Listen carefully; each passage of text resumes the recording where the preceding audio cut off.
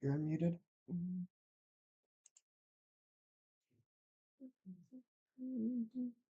So here we are. Yep. Mm.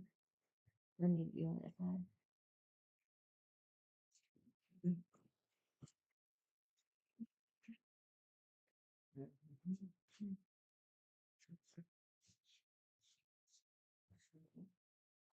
Right here. Just stand there. Your cards. How are you gonna get to them now? You'll have to hand them to me, I guess.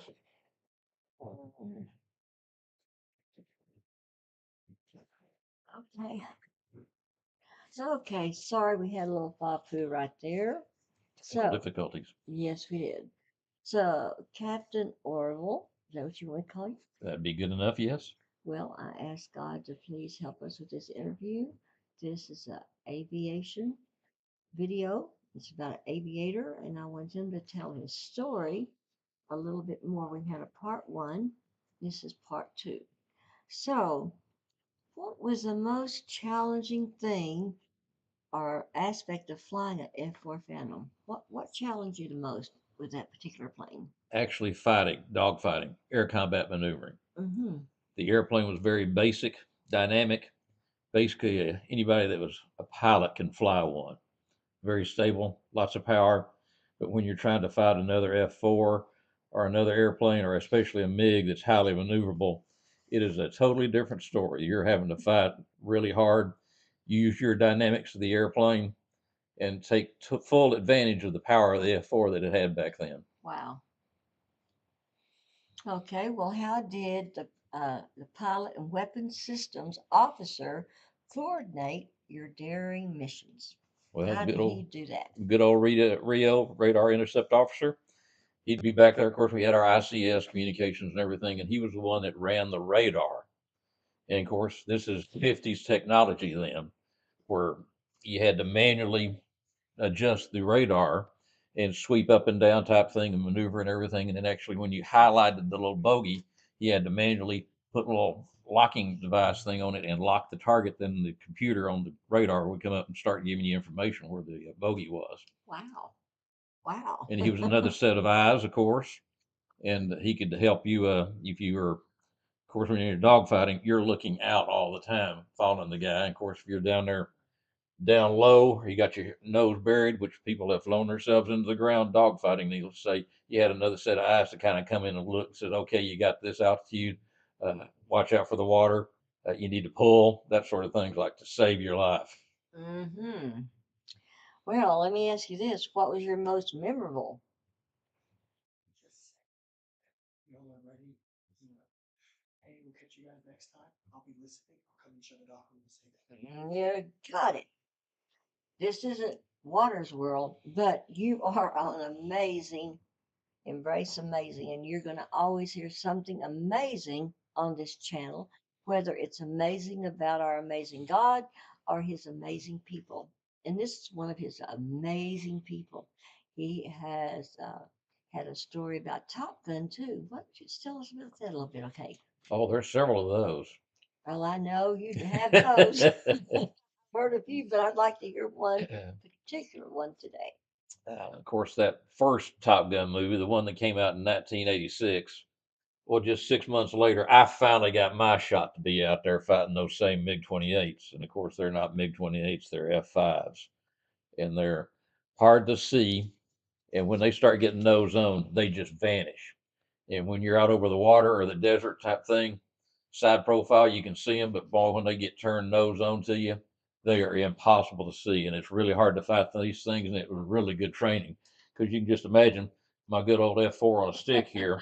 You can see it playing for them right there, but just as soon as it kind of gets nose on to you right there, it even starts disappearing too. And especially an F5 or i.e. the MiG 28s back in those days, very hard to see. Well, well, I think that you played with, uh, was it in Top Gun? When you went out there and played with those boys? Oh yeah, You we were, got to do that. We were the adversary guys, and it was a dynamic learning position. And you went there. You were lucky enough to get picked. That was the big thing because I had already been kind of passed up twice, just not being in the right place at the right time. Said, "Oh, we got you a slot," but I was tied up doing other things that I'd gotten assigned to that they had to give the slot to somebody else. Hmm. So finally, on my third time's the charm routine, I get out there and do that. And you're lucky enough to get there where you basically get the concepts of the maneuvering. And you were simulating a lot of MiG 21, MiG 17, MiG 23. Of course, a MiG 25 is not a dogfighter, it's just something that likes to go high and fast. But those kind of jets were back there and then. And of course, the MiG 29 was out now too. That's the real Russian airplane at the time, very maneuverable and everything. And you went the dynamics and the technical way of fighting one of those things. Well, can you tell us, explain about the typical startup procedure for an F4 Phantom? You went out there, of course, you pre-flied it. You had a plane captain that had gone over it meticulously. It's been fueled, it's been checked, it's got the hydraulics. They've checked everything that morning. And for an airplane to fly, it has several hours of maintenance. And for an F4 back then, even when it was new, you probably had to have 8 or 10 hours of maintenance just to get 1 hour of flight time on it. And that's until it breaks. And then when it breaks, it's no telling how many hours of maintenance to change an engine or whatever else major was going wrong with it. And you'd go out there, look at it real quick, jump in, get strapped in, and then they bring the electric cart and the huffer cart, because this was, like I said, the early 50s technology, and they wanted to save weight and, of course, room on the airplane inside and everything, so it didn't have battery and it didn't have its own starter unit either, like an auxiliary power unit, like so many of the ones do now. And they put the electricity on, you checked it, you got your fire warning system, your intercom, being sure everything was coming up. And then you gave the signal for the huffer air, and they popped the air to it. And you'd start usually the right engine. And just as soon as it got up to idle speed, you flip it over and get to the left engine. And they disconnect your air just as soon as you got your generators on the internal part of the airplane on. And then that was when you was going basically through your checks. The plane captain come by, you put all your flaps, speed brakes, everything, checking for hydraulic leaks. And the F4 would have hydraulic leaks every now and then because there's 3,000 psi running those lines, and it was the flight controls, and of course all the dynamics, the gear, the flaps, everything ran on the hydraulic part of it, and it was easy to have hydraulic leaks. But they check you out, and very reliable machine, and you'd get fired up, checked over, take off there, and you could be gone. If you was in a real fast hurry type thing, you could do it in about 4 minutes. Wow, that's pretty fast. Well, we're having I would say a cold spell here in Texas right Yes. now. So how did weather affect the F4 Phantom? F4 likes to go fast, and if it was cold, you just go faster because the engines work better, and it liked to go really fast, and it didn't like to go slow. And of course, if you was getting your real distance, you were going like distance to a target or something like that, you wanted to go high, and you could get the most efficiency out of your fuel because the fuel on the F4 was pretty dynamic. And of course, this is the better model of it right here, the good old F4 with its 4 Sparrow missiles and its 4 Sidewinders. It was a mean machine. And of course, this was the early stages of the Sidewinder and the Sparrow missiles. They weren't that reliable that they found in Vietnam. It was tough to fight a MiG that was turning hard because the missiles couldn't see the target, or it would break lock, or they just couldn't turn as much as the airplane was because the missiles coming off, like your Sidewinder missile, it's Mach 2 plus your launch speed. That's how fast it comes off the rail. You think like you're sitting still when you fire one. It just goes. And of course, it couldn't turn enough G's because if the MiG is out there pulling 7 or 8, 9 G's for this missile to be able to hack that turn, it has to do 10 or 12 times that. So it has to get out there 30, 40, 50 G's just to be able to get out there to connect you, just in pure pursuit. And of course, now the missiles are so dynamic, much better seeker heads, much more reliability on the fusing of the warheads and everything else. Instead of pure pursuit, they go lead pursuit. Wow. So instead of just going for the tailpipe like a Sidewinder does, it comes out here and says, "Oh, I know where that thing's going," and come out here, go way out here, and come up here and hit it head on, practically that thing. That's what makes the Name 9X such a Godzilla machine for missiles. And if these had been on the F4 with them, it'd have been a totally different story in Vietnam, I guarantee you. He loves the F4. I know that. He's got a room called Love Me Room, and it is full of F4 memorabilia. Because he flew it for a long time. How many years did you fly it? Only got 4 years. Could have flown it a lot more if I'd gotten a chance. I'd have kept on flying it for a long time, but such was not the breaks of the naval air routine. Well, I've always heard that that's the breaks of Of the naval air, yes, Yeah. indeed, good or So, bad. what was the most difficult emergency situation that you found yourself in the F Phantom? The F4 could consume gas at a horrendous rate. As the old adage was, it was the most efficient converter of JP4 to black smoke. And this is back in 1979, I believe it was. I was on the XO's wing. We'd gone out, we'd come out of Kadena, was on a mini dip out of Japan down to Kadena. Better weather, a lot better temperatures, needless to say. And we were just having a blast down there. And the America was out there, and they had their F-14s, and we went out there to dogfight them. Not a real fair fight with an F-14 against an F-4 routine. Much better maneuverability, better engines and everything, better radar by a long shot. So we'd gone out there, we'd fought the F-14s, and we turned around to head back to Kadena, Okinawa there. And we're probably about 180, 200 miles out. And we got enough gas that's no problem if we're doing basically a VFR recovery, which it's supposed to be. But the Pacific Ocean is big. The weather systems are dynamic, and things can heat up and nothing flat during the summer. And what used to be a nice clear condition can have a big old thunderstorm right on top of the airport. And that's what happened. We start heading back, and we tune in our ATIS, automatic terminal information system. It's like heavy rain on field. Uh-oh, that's not good. It's not VFR there, so we're not going to be coming in for the break routine. And we get a little closer out there, and we start get where we can talk to approach control. And they said, Roger that. And there's heavy rain on the field. And said, okay, we're going to declare emergency fuel. And they said, Roger that. You'll be number 8 in the emergency fuel GCA pattern. Great. Everybody was spaced out 5 miles. And no joke, we're the 8th ones there. We're getting vectored around for our GCA approach. Everybody's a 5-mile spacing. And now we're getting a little bit lower on gas, a little bit lower on gas, a little bit lower on gas. And I think it was like 2,000 pounds. And it would take about 1,500 pounds just to do one GCA.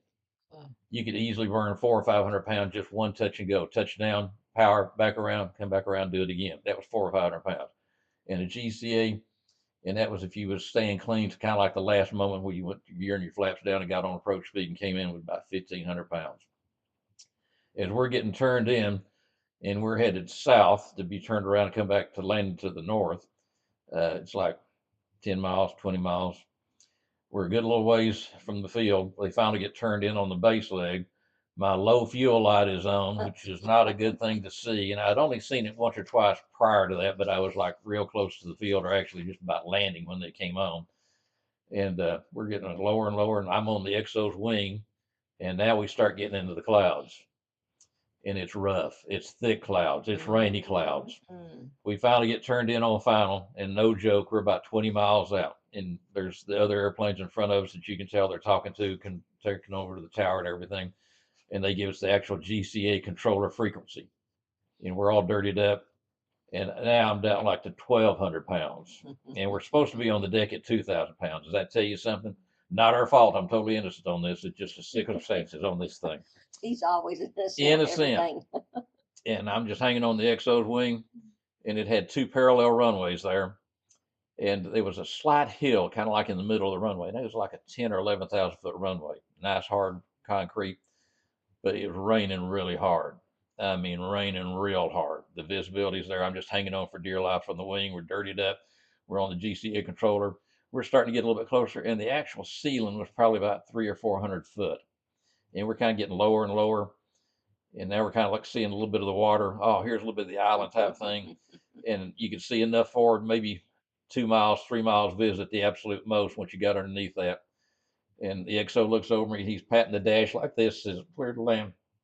He detaches me, and I try to slow up just a little bit. And of course, we're already slowed up to begin anyway, so I can't get a whole lot of space. And I have to take a little turn away just a little bit, but I don't want to lose sight of him. I don't want to lose sight of the runway, needless to say. And so I'm watching him, watching the runway. Here comes the runway, and I'm watching him, and he's touching down on the left side of the runway. And all of a sudden, all I see is a big poof. And I go, where did the airplane go? Where did the airplane go? And all of a sudden I'm looking, all of a sudden I can see the drag chute coming out of this poof. There was probably about 6 inches of water on this runway running downhill on this Oh runway. no.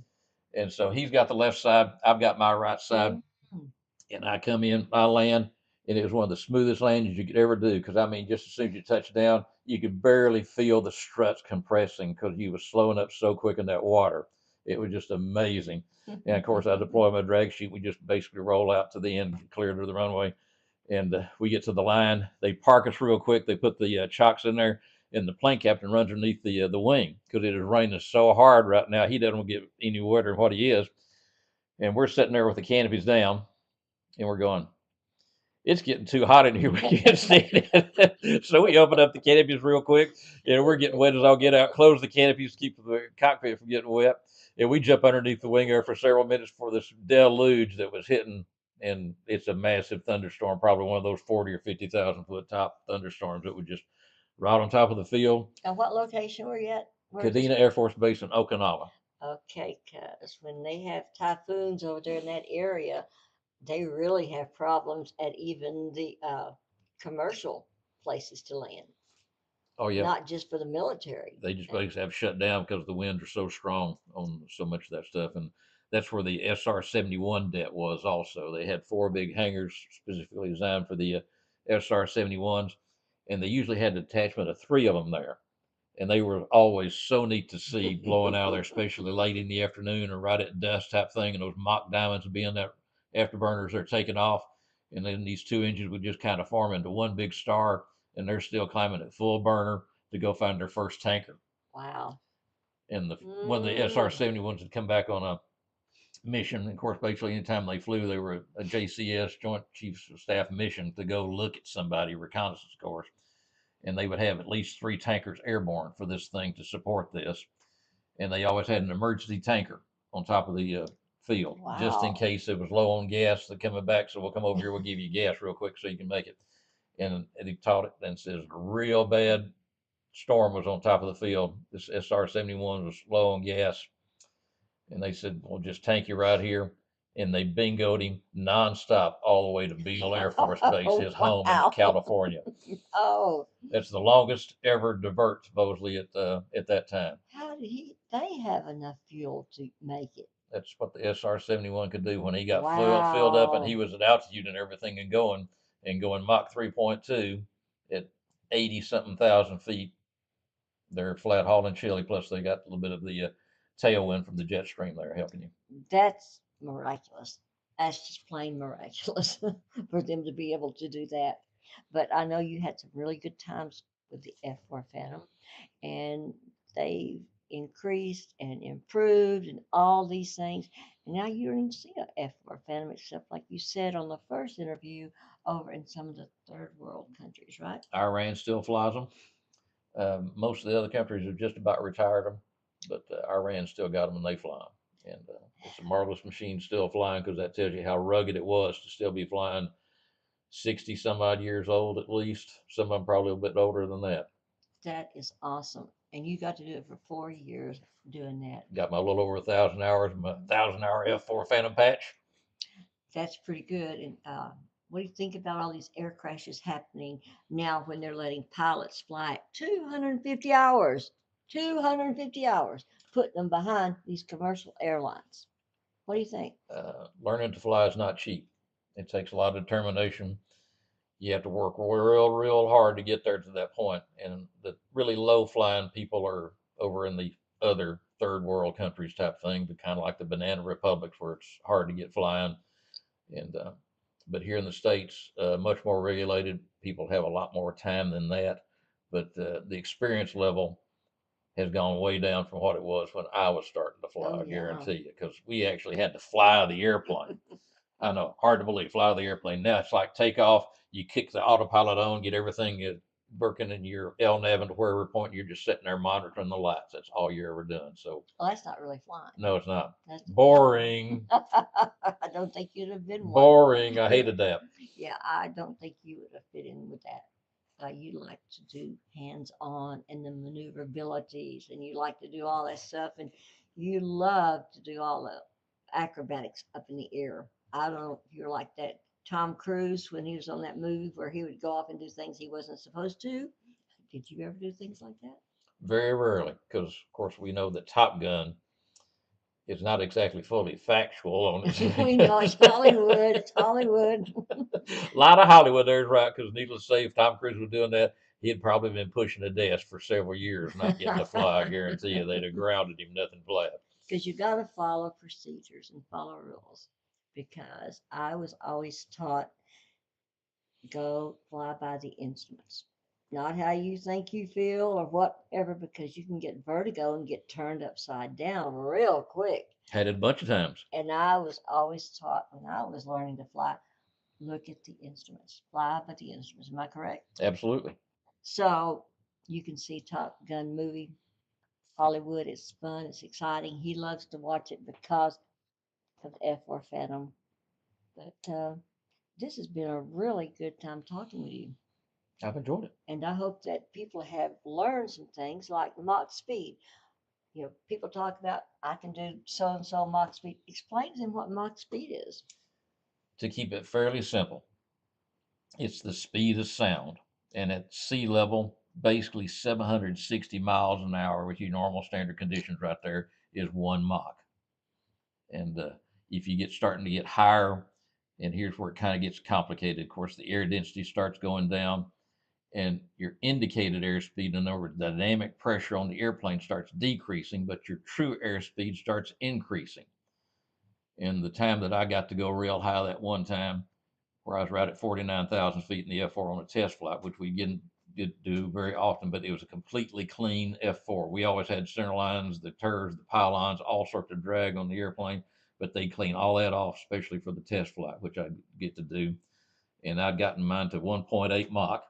I was trying to make it to 2, but I'm just going, dang it, I'm not going to make it. I was getting ready to run out of the area. And I said, well, let me see how high I can get. So I just easily pulled it up, kept it in full burner, and we're going in through the high 40s.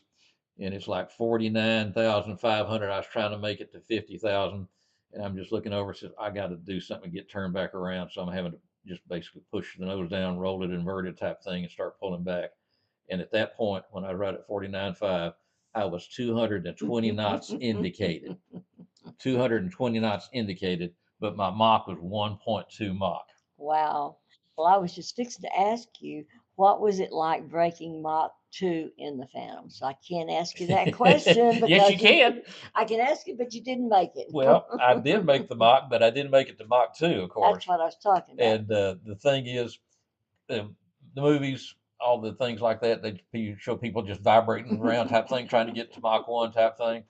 And when Chuck Yeager did it for the first time, it might have been vibrating a little bit, but the F4, it liked to go fast. And you'd sit there and just watch the airspeed. It kind of like stagnate just a little bit at 0.96, 97, 98. All of a sudden, poof, you're right through that Mach 1. You didn't know it if you only looked at the airspeed. It's the only way you knew you was going over a Mach, because it was such a dynamic, stable airplane. That is cool. No wonder you have a love affair with it. Always will. Always will miss those days. G-force. What about a definition of a G-force? G's. I feel the need for G's. Speed. Speed is life at G's. And airplanes turn because you turn them. You bank their wings to get them to turn. And if you're just sitting here like we are, we're 1G. And G is simply acceleration in another plane. If you start turning, kind of like the dynamic things, if you put basically a real airplane into a 60-degree bank, it's basically going to be 2Gs. But of course, us fighter guys, we're doing a lot more than that. We're going to put it in a lot more bank and start pulling at the same time. And that's acceleration into that different plane. And of course, a G is also accelerating or decelerating, negative G, which is not real comfortable, needless to say. But if you're on the cat and you're shot off there, you're doing that 180 feet there off the cat stroke there from 0 to about 150 knots there real quick. And you've got 2 or 3 G's at least there for the thing. And that's what you want to feel, that because you know you want to go, because the deck gets real short real quick right there. Well, then let me ask you this. How did you train to withstand the extreme G-force during maneuvers? How'd you train for that? You just built up to it. You didn't think about it. Because I know it was extreme. Yeah. It just, you're so wrapped up fighting that you're just not even thinking about it. We've talked about putting in a simulator out here so people can come and just see if they want to learn to fly or just play on it. We're thinking about that. So if any of you pilots, future pilots, be thinking about that. Embrace Amazing has a lot of things going on. We want to do many things to help people decide, do they want to be a pilot? Can they be a pilot? Or they just want to do it for fun? Because a lot of people will go get their private pilot license and they never go any further. That's okay, because that's what they wanted to do. But we thought about putting one of those in. I hear you all the time say RTB, RTB. Tell the folks what RTB means. Return to base. In other words, it's time to go home. Time to go home. Well, this has been an exciting time with Captain Orville. His name is really Captain Charles, but Orville was his call sign. And I wonder why. Is that because you were a Wright brother? Yes, the first to fly and live the longest. I don't have to say anything more. And so he was Orville. And he goes by that a lot. Orville. A lot of people don't know that, but he does. And we're going to have a part 3 to this. And so I hope you're looking forward to Live to Talk with Lady Janice at Embrace Amazing, because I'm going to have many different people to talk to, but we're going to finish up our interview with Captain Orville. Next time, we'll see you. Have you got any final words? I got a bunch more stories If you want to for tell, next time. You want to tell anything before we leave today? Aviation is a unique blend of people, dynamics. Basically, only 3% of the entire world population even think anything about airplanes. And less than 5% of the people that have interest in airplanes and actually start trying to learn actually get their license. Mm-hmm. The rest of them drop out because it is difficult. You Well, have to commit a lot of sometimes- stuff, and it is pricey. But it Well, was pricey when I was learning too, Yeah, and sometimes people have to drop out because of medical. and that too. I think at one point in time, I was told they couldn't wear glasses. For Pilot, fighter pilots back then in the military, yes. you could not wear glasses, so that would put some people out, and then some people get put on medication for various reasons. It's not a heavy medication, but it's medication that would interfere with you being a pilot. So you have to be in extreme good shape Absolutely. physically. Before we go today, I'd like you to tell that story about you falling off the wall. Oh man, It's so brings funny. back funny thoughts here. I was a Marine. I'll say that right now. I finished up Navy Reserve though, but I did 12 active and then 10 Navy Reserve.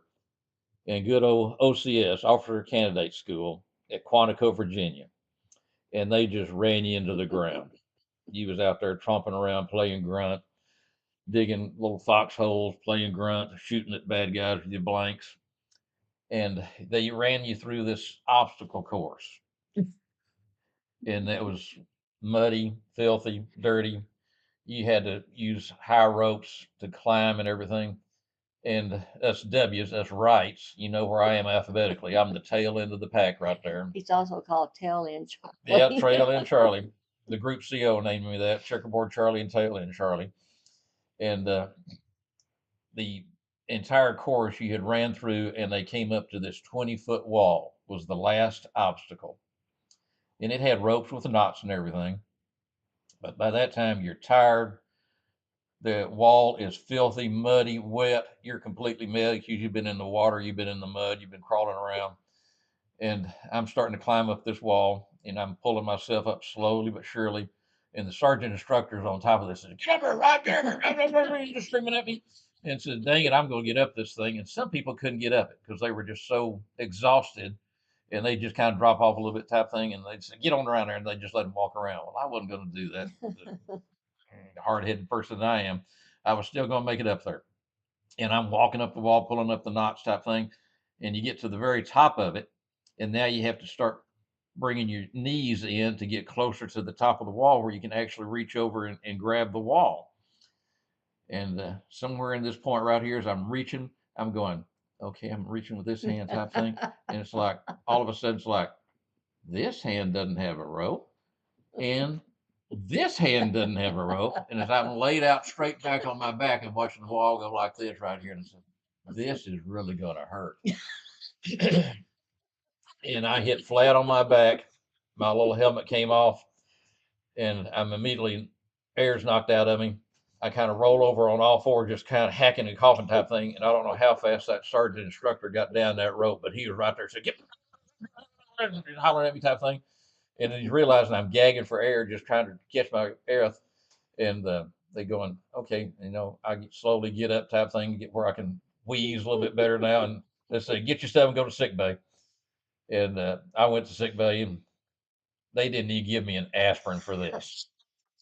They looked me over, they x-rayed me, saw that I wasn't coughing up blood or nothing broken that was you could see. And they said, okay, light duty for 2 days, a whole 2 days of light duty. And I get back to the barracks and get caught up, and there's the other guy saying, "Oh, we thought you were dead." I mean, holy smokes! They just saw me flat go there, and I hit hard. Let me tell you, How tall was the wall? it was 20 feet, 20. and I used every bit of it coming down too. I don't mind telling you. And you talk about being some kind of sore. I mean, that was weeks of just soreness. It was incredible to walk. You couldn't get comfortable. You couldn't lay down. You couldn't sit down because you were so sore in all your places right there. But yes, I made it through there. So I Well, tell the tale. I will tell you, this is brought to you by the Marines today. And if you get hurt, we'll give you a little aspirin. Didn't even get an Maybe. aspirin. Well, he didn't Didn't even even get an aspirin. No. I'm sorry, he's got some funny stories to tell. And he has been an exceptional man. He's lived a good life and has some very interesting stories. And we will come back. And matter of fact, you ought to go to embraceamazing.org and order you some F4 t-shirts or some of our other things because we're going to be doing a lot of aviation. And I'm glad that you're here with us today. And he is also a Christian. And that's very unusual because pilots and doctors usually don't see the need of Jesus as their Savior because they think they're God. They have a God complex because they have people's lives in their hands. And you say, well, how did he, with the F4, have people's lives? Well, as we continue the story, you will find out that he finished his flying career as a captain at Southwest Airlines. And he was forced to retire when the government says when you reach a certain age, adios. So he's got some exciting stories about that. So he has lived a very exciting life, except when he was growing up. He was on the dairy farm, and you don't want to hear him tell those stories. I got them too. You want a milk cow? No. No cows, period. No, but he loves the F4 Phantom.